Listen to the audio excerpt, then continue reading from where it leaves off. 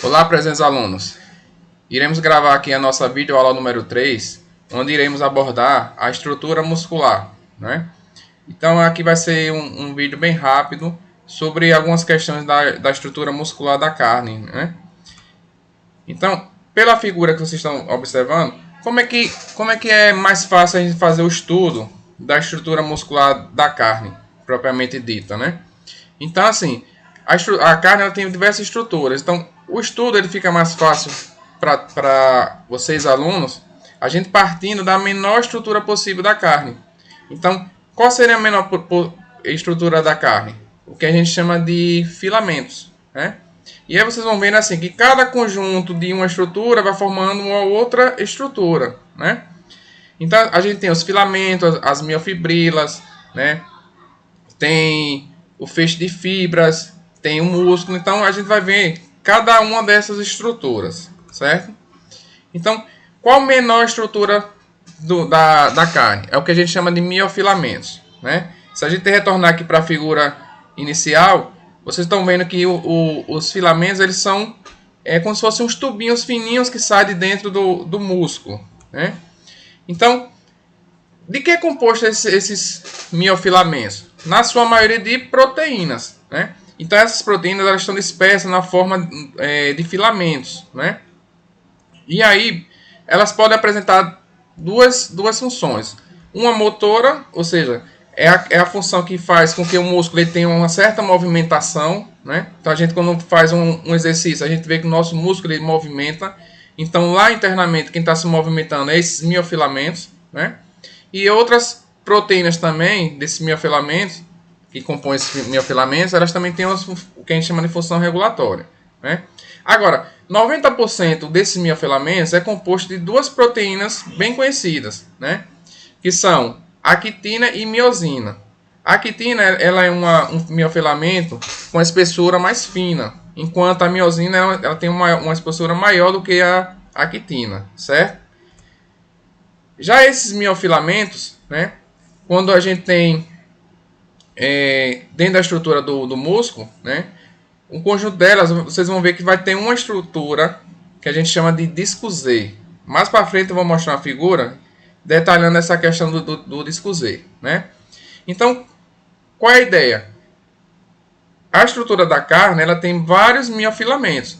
E o conjunto desses miofilamentos vão formar uma outra estrutura, que a gente chama de miofibrilas, né? Onde a gente consegue ver o que a gente chama de sarcômero, né? O sarcômero ele nada mais é do que a unidade funcional do músculo, né? Ele é que vai dar a locomoção do músculo. E existem duas proteínas, existem várias proteínas, mas dentro internamente lá tem uma proteína que ela está perpendicular, como se estivesse cortando essas miofibrilas. Então, a quitina e miosina, ela vai estar em um sentido, né? E aí você tem dois discos Z, né? Cortando. E aí, a distância entre dois discos Z é o que a gente chama de sarcômero. Mais para frente eu vou explicar a importância também do sarcômero, né? E aí o conjunto de miofibrilas, como eu falei para vocês, aí agora você tem um conjunto de miofibrilas, a gente tem outra estrutura chamada de miofibra, que vulgarmente é chamada de fibra muscular, certo? E qual é a ideia agora? Então você tem, a ideia inicial é que você tem os filamentozinhos pequenininhos de miofibrilas, né? De miofilamentos, quer dizer. Aí o conjunto desses miofilamentos forma miofibrilas, né? E o conjunto da miofibrila forma a fibra, né? Que a gente chama de miofibra, né? Esse conjunto agora, miofibra, ele tem ao redor, circulando ele, um tecido conjuntivo. Então, na verdade, a carne em si, ela tem diversos tecidos conjuntivos, né? Então, vocês vão ver que cada estrutura, quando vai sendo formado um conjunto maior, vai ter um tecido conjuntivo. Então, esse tecido conjuntivo nada mais é para segurar toda essa estrutura. Pela figura que eu vou mostrar para frente, vocês vão entender melhor. O conjunto de miofibras, a gente chama de feixe de fibras. Novamente, aí tem um outro tecido conjuntivo, chamado perimísio, que segura tudo isso, né?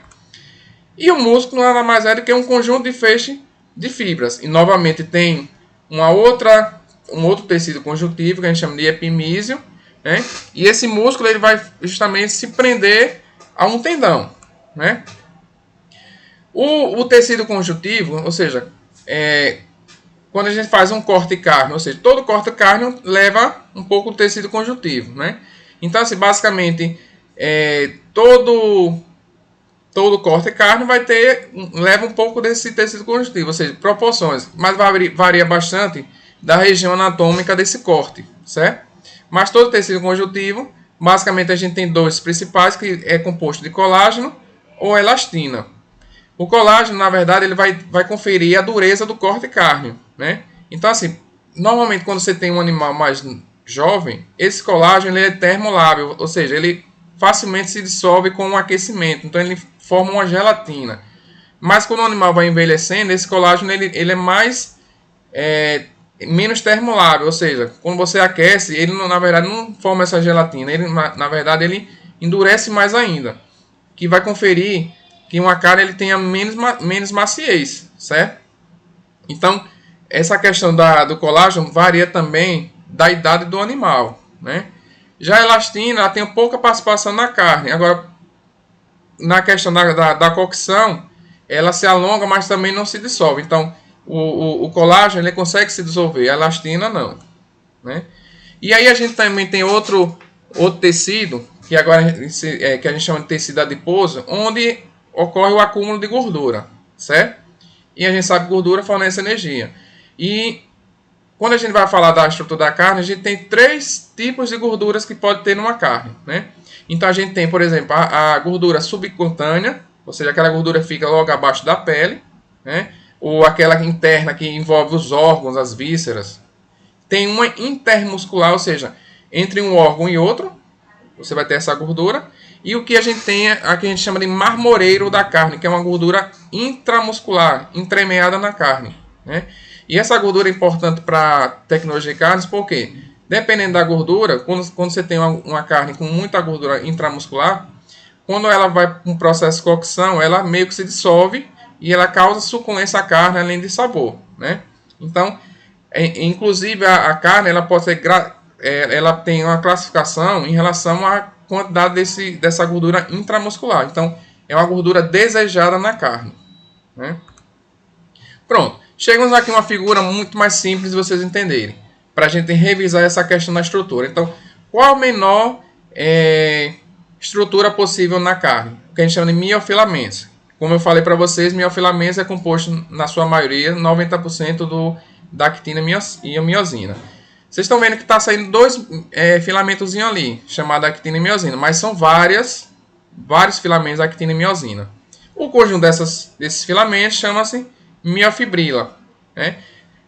Nessa figura está mostrando apenas uma miofibrila, mas lembre que pode sair diversas. Quando fizer esse conjunto dessas miofibrilas, a gente tem a fibra muscular, que é chamada de miofibra, né?